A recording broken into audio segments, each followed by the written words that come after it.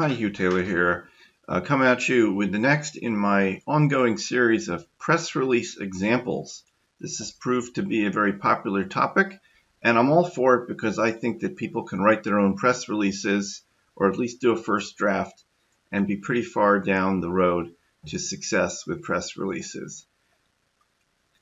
Briefly, we're going to do a little refresher on fundamentals and then talk about press releases for sales and marketing. We're going to go through one example today that is a sales and marketing press release and hopefully capture some of the highlights of how these kind of press releases work. So press releases are a formulaic type of document. They have a similar flow, and I have a big caveat here. This is just my breakdown of a press release. This is pretty standard, but there are different ways to do it. I'm not saying this is the only way to do it. But these are certain elements here are universal and others are more kind of personal style. But let me go through them because it's worth a rundown. Then you can kind of understand how a press release is put together and what you're getting if you hire somebody like me to write one. So a press release always has a headline, which is usually kind of a sort of a neutral announcement of news with like a little bit of a sell going on, but not too much hype.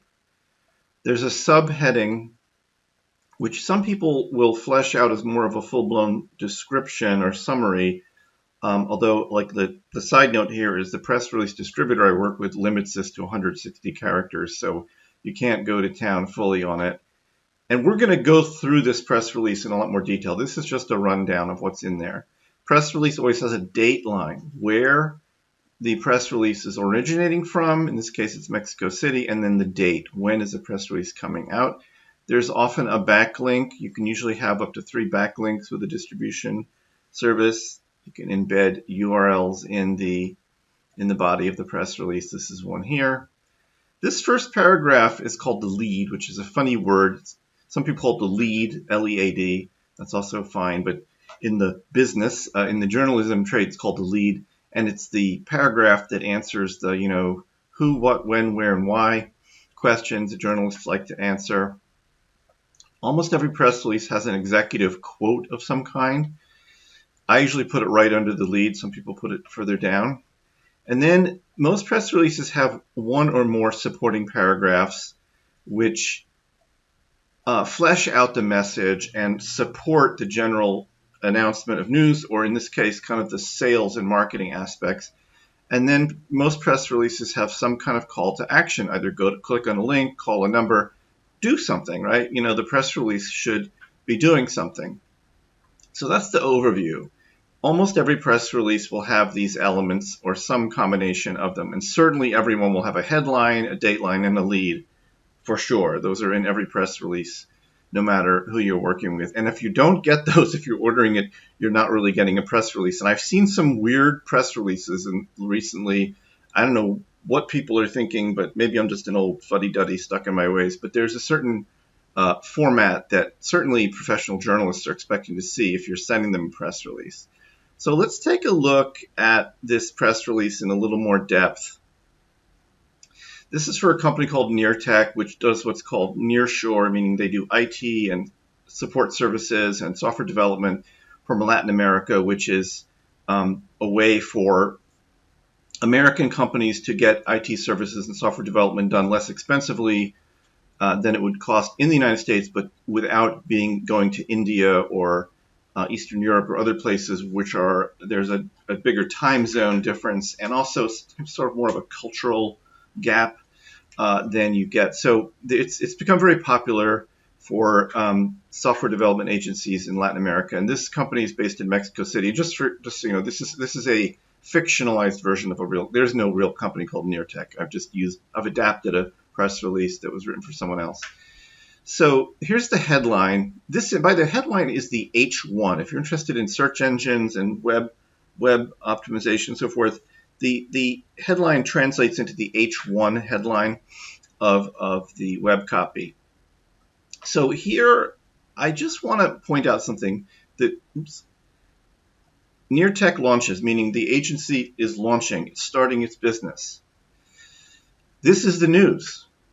Okay, the company is launching. That is the press release. That's the news that it's announcing. And this, offering clients a diverse array of nearshore digital services, is the sales message.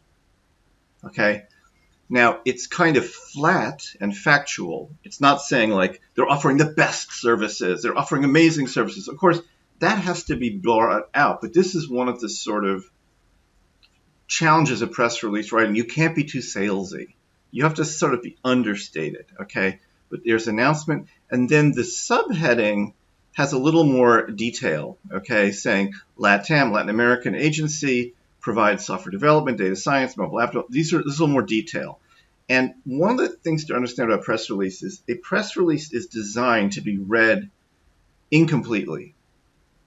Meaning that if someone just reads the first two words, they'll get the basic news. If they read the heading and the subheading, they basically know what's going on. It's an agency for software development in Latin America.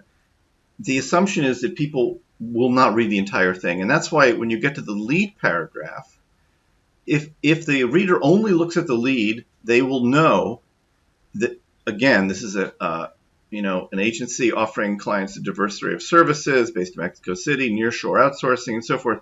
This is really all they need to know if they just need to know the news. The dateline is important. Some people say, why is this important? It's important because journalists, if you send this to journalists, they want to know where the news is originating from. It's part of their reporting. They're going to say every newspaper article you read starts with a dateline, if you've noticed that. Then you have the executive quote, which again is not obligatory, but this is where you can be a little more salesy. You can have a little more subjective, why we're so great kind of language.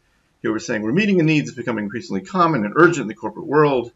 You can put some identity. This is this person who founded this agency. Our clients are, they're coming to us to solve a business problem. Right? You can be selling. You can sell. You can be a little more salesy.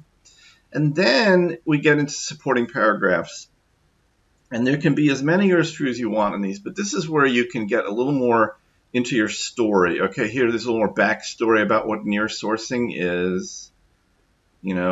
Here's more about the agency, core competencies, what they develop, web, mobile, back-end, digital marketing, right?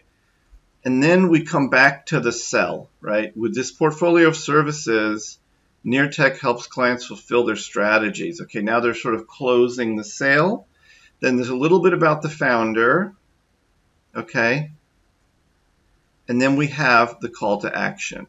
Click on the link. And then this thing, people ask me about this a lot. This is a traditional thing you put at the end of a press release. You say end and 3 pound signs. This is just something that dates back literally to the days of telegraphs. I don't know. It's just one of those things. You put it in there. It's a way to say the news is over. By putting this in there, you're signaling, I'm a professional, I know what I'm doing, I do press releases. Journalists will say, oh, this guy doesn't know what he's doing. Anyway, I just wanted to go through that example. There's a million press release examples. This one is good for sales and marketing. If you are interested in more in this, I developed these ideas a lot more fully in my free ebook, Stop Being Invisible, which is available at the link below. And by the way, I've put links to the press release in the link below. You can see it in a Google document if you want to download it and play with it. And in the meantime, we'd love to help. We're commsfactory.net. We'll help you come see us. We'd love to work with you.